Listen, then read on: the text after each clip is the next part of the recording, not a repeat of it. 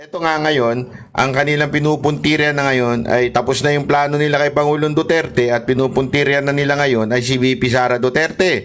At kaya ngayon may bago na naman silang pautot kesyo umuwi na daw si VP Sara Duterte dahil para magampanan ng trabaho. Naturing ang abogado ito, no?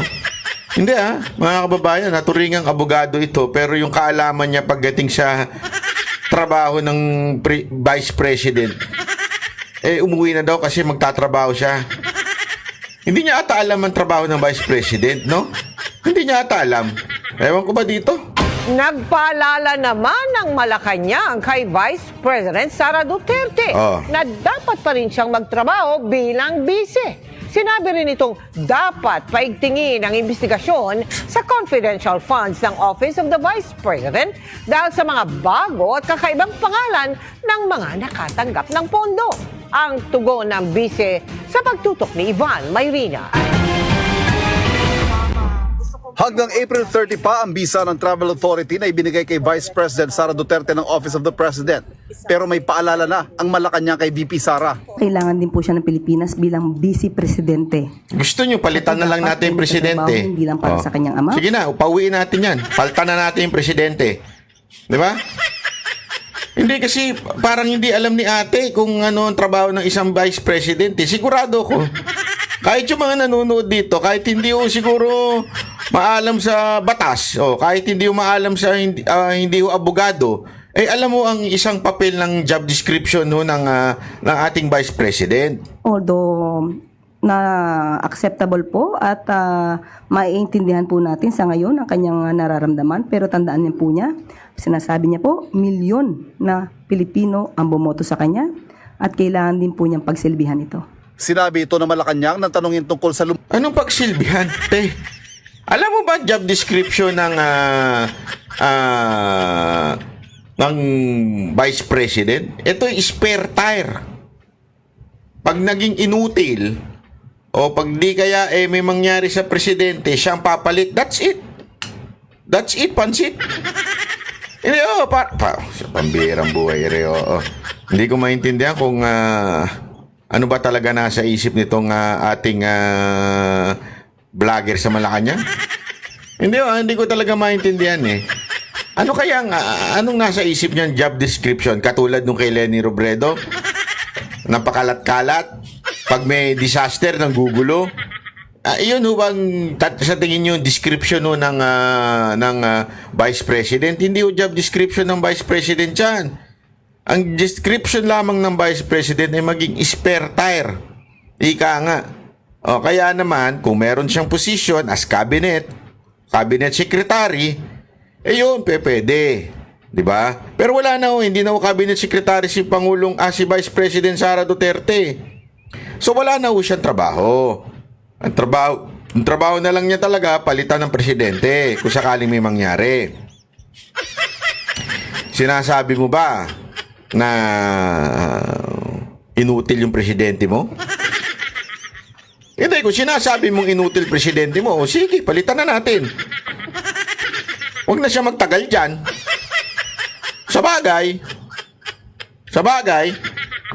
ang gulo mag-decide, paiba-iba, palitan na lang natin. Yun ba gusto mo? Hindi kami papalag. Kung presidente siya, hanapin mo, go. Hanapin mo siya.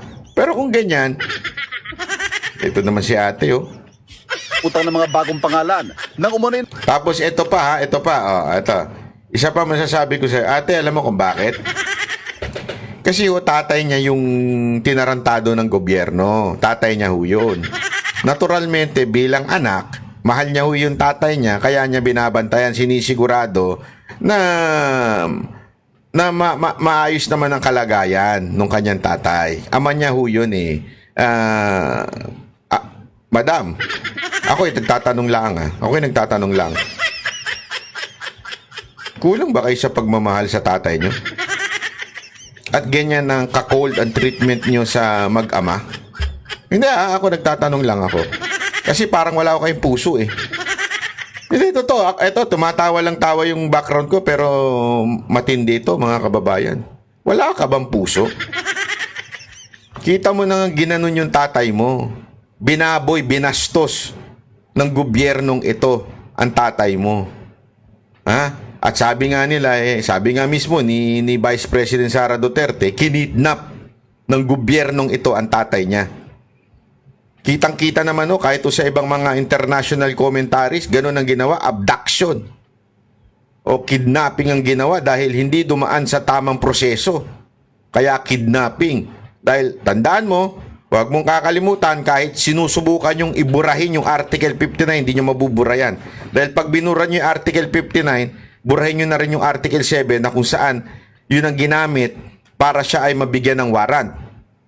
So, yung Article 59, kahit anong pagbalik-balik ta rin nyo, hindi mawawala yan. At nakalagay doon, kailangan talagang dalhin sa local court. Eh ano nga palusot mo doon sa local court?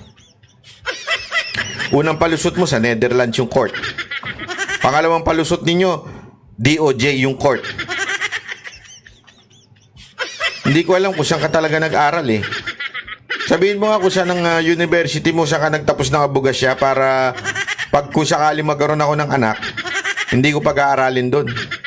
Kasi ganyan ang statement mo noong una. Hindi mo nga binabawi, hindi ka nga nag-sorry. Tapos etong DOJ, yun naman ang packaging nyo. O anak ng wewe naman kayo dyan, mga sir, mga ma'am. Napaka-sabit naman po nun. Tapos ito, hindi mo na naman alam ng job description ng Vice President. Ano ba talaga alam mo? May alam ka ba? Ako lang, nagtatanong lang ako, may alam ka ba? Para kasing wala kang alam eh. What is happening to you, my friend? What kind of lawyer are you? Huh? Are you like your friend? Are you like your friend, Attorney Libayan? What is happening to you? Alam mo, tama talaga sila, di ba? Bird with the same feather, they act together. They flock together, di ba? Totoo naman. Pareho sila ng style ni Libayan eh. Medyo may konting kakulangan. Yeah? Ewan ko ba? Anyway, ito nga. Para kasing alam mo, ito mga hindi ito joke para lang sa kaalaman ninyo. Kung tatay nyo yun, wala rin puso to etong si ate, wala rin puso to.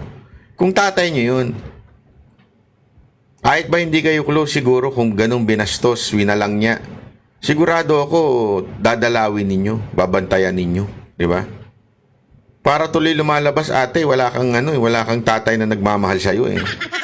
Inabando na ka na ba? Hindi ako nagtatanong lang. Tinatanong ko lang po ito Madam Claire. Inabando na ka ba ng tatay mo? Bakit tila wala kang puso sa mga tatay? Hindi, ako tatanong ko lang ito. Tanong ko lang naman ito. Bakit ganun? Ha? Hindi ka ba minahal ng tatay mo? May ginawa ba siya sa'yo kaya ka ganyan? Ganyan kakabiter? Kawawa ka naman, nilalang ka, walang magmamahal sa'yo pag gagayaan ka. O baka naman wala talaga nagmamahal sa'yo. Kaya ganyan kakabiter. Huwag ganun, te. Huwag ganun. Huwag mo itulad ng lahat ng tatay yung treatment sa'yo. Hindi maganda. Hindi ko talaga, alam mo, nung narinig ko to, nakita ko talaga pa, grabe ito, wala puso itong aalin to. Talagang wala yung puso niya, parang ewan. Hindi ko alam kung may puso ba itong taon to. Tapos ngayon, eto na, tingnan ninyo may bago na naman silang binibring up. Kasi tapos na sila kay Duterte, doon sa tatay. Tapos na sila kay Pangulong Duterte. So ang target na naman ngayon ay si Vice President Sara Duterte. So may bago na naman silang pauso. Ito na naman, lumutang ng mga bagong pangalan na umunoy nakatanggap ng confidential funds ng OVP at kung may gagawing hakbang Malacanang para pasagutin ang bise tungkol sa mga ito. Si Jay Camote, si Miggy Mango. Tinaniniwalaan pa ba itong na ito? Itsura pa lang nito, di nakapanipaniwala eh. Ano ba ito? Saka yung Dodong Gang, saka si Xiaomi 8. Talagang mga peking tao pa rin yung ginagamit ko. Abay, natural. Kuya, natural na peke. Ang hina talaga ng utak nito mga to, no? Sorry pero bakit talagang sobrang hina ng mga utak nyo? Alam nyo kung bakit? Kahit pa ilagay dyan si Chow Fan. O, baka Chinese yun Chow Fan, ha? O kaya si Bonchon. Ano yun? Koreano. Naku po, patay tayo dyan. Kahit yan pa ang gamiting pangalan, hindi mo kasi magets. Confidential funds. Yan ay ginagamit for the security ng kanilang ahensya na ang kinakaharap ay yung mga dating rebelde na nagbalik loob, yung mga asset. Yan po yun. Hindi pa pwedeng i-reveal ang tunay na pangalan nila. Hindi ho pwede. Kailangan ang mga pangalan dyan ay alias, aka. Bakit? Kasi nga po, pag ni-reveal mo yon, magkakaroon na sila ng security issue doon sa mga tao. Alam naman ilagay mo, etong si, halimbawa lang, etong si Dada, si Boss Dada, kunwari, totoo niyang pangalan, Dada Ganan, Ganan yung apelido niya. Dada Ganan, kunwari, apelido ni Dada is Dada Ganan. Etong si Dada Ganan ang tumanggap ng 100,000 para sa operasyon na maging spy sa isang organisasyon na nandoon sa loob ng eskwelahan. Hindi pa pwede yun. Hindi na booking siya kung sino. Siyempre, sasabihin naman ng mga komunistang organisasyon sa eskwelahan.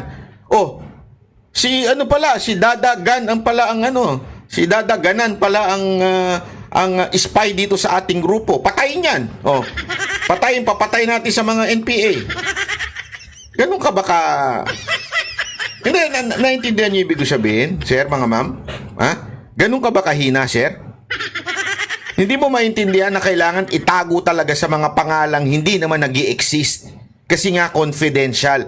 Ang binabayaran dyan, yung mga snitch, yung mga spy, yung mga sinusuhol yan sa mga bumabaligtad. Di kaya yung mga reward para doon sa babalik loob sa gobyerno na nandun particular sa eskwelahan. Yung pera na yan gagamitin niyang panuhol. Kaya nga confidential funds Anong issue nyo dyan? Tanga lang, sir. Ako nagtatanong tanga lang ba talaga tayo, sir?